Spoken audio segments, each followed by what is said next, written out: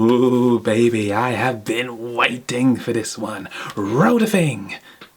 Oh wait, I'm supposed to roll the thing. Right.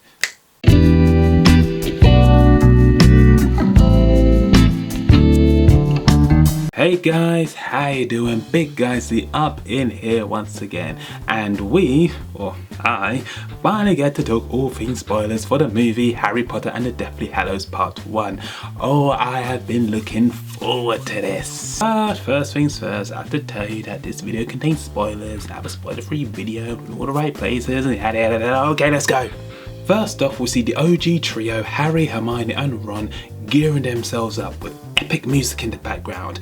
This also includes Hermione wiping her entire existence from her parents' memories.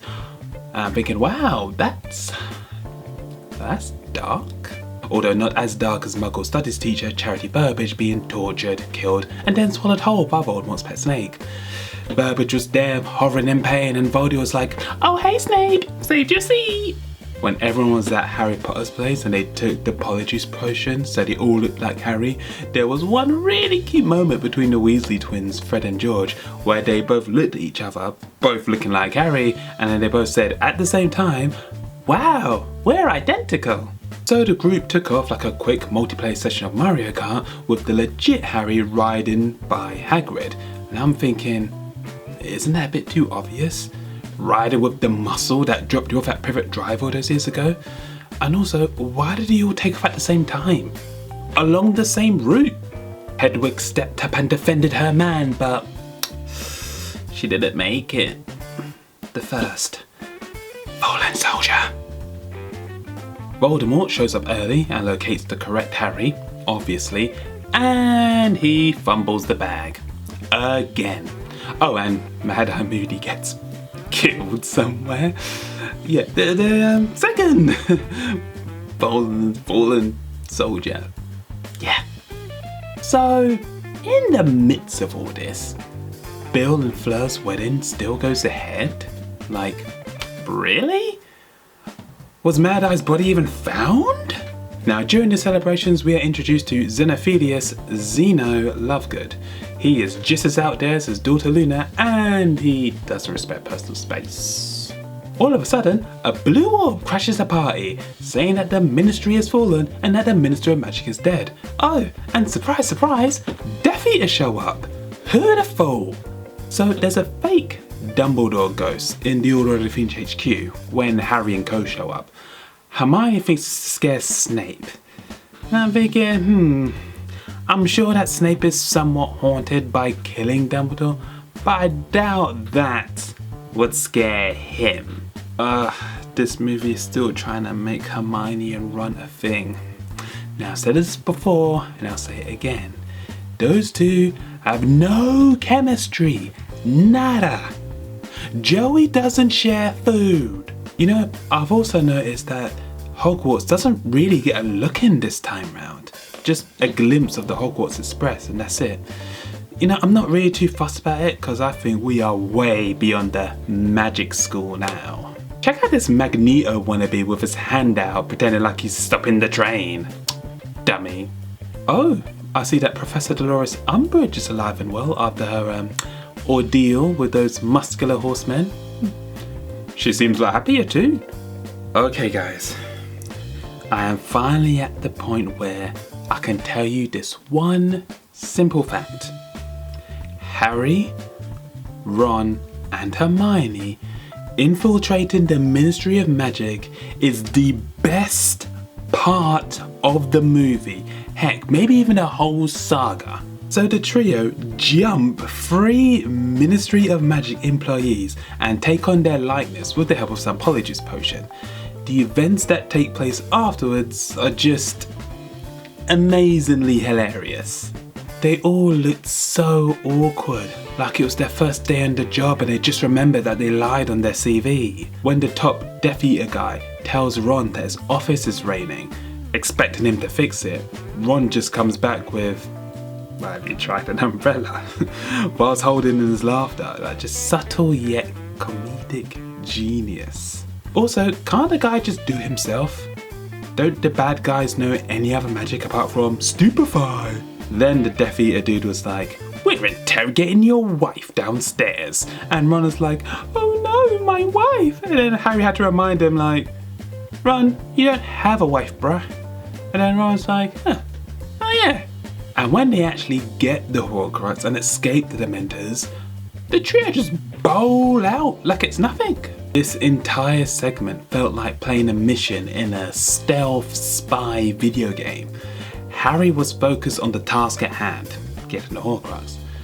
Hermione had no idea what she was doing and was just winging it most of the time.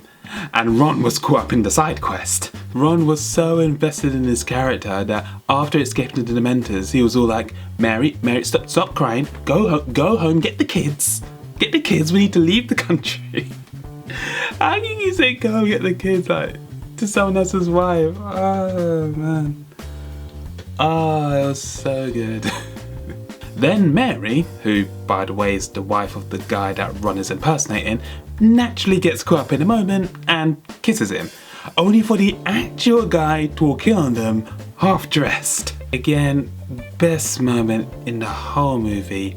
Big shout out to all those actors. They played an absolute blinder. I didn't care for the travelling segments.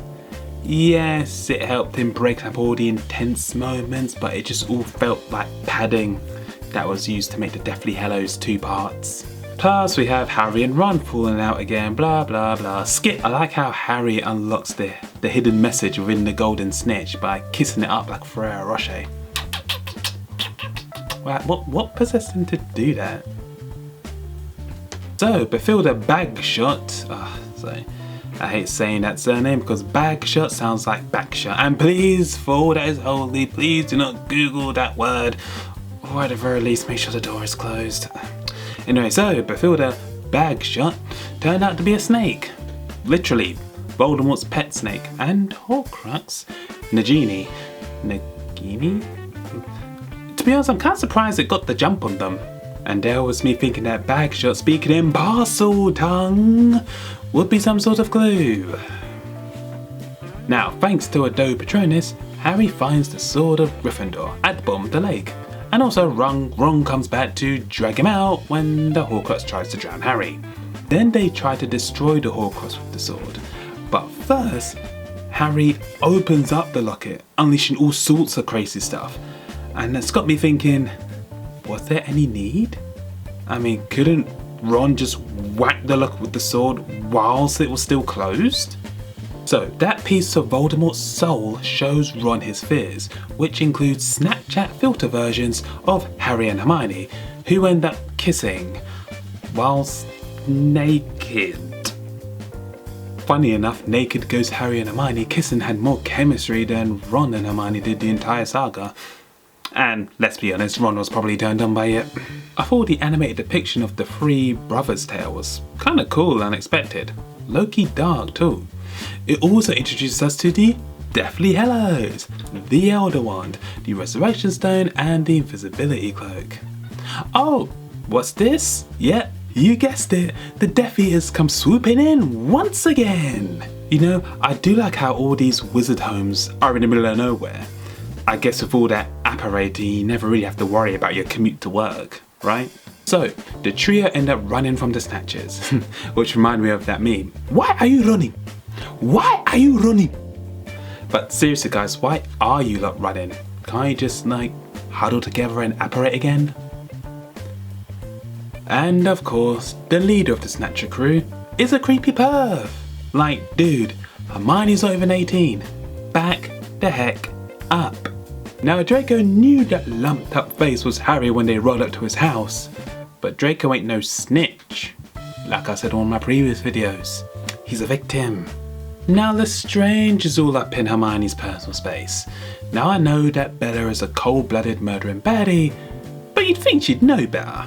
In all honesty, when I first saw this shot, I thought that Lestrange was biting on Hermione's arm, and I thought, ugh, that animal. I wish she was doing that to me. Turns out she was tattooing wizard racial slurs on Hermione's arm. Umbridge would have been proud.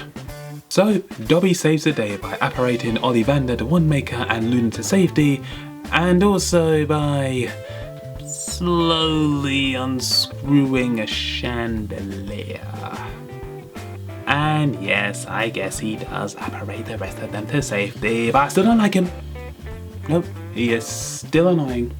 So, the climax of the... What?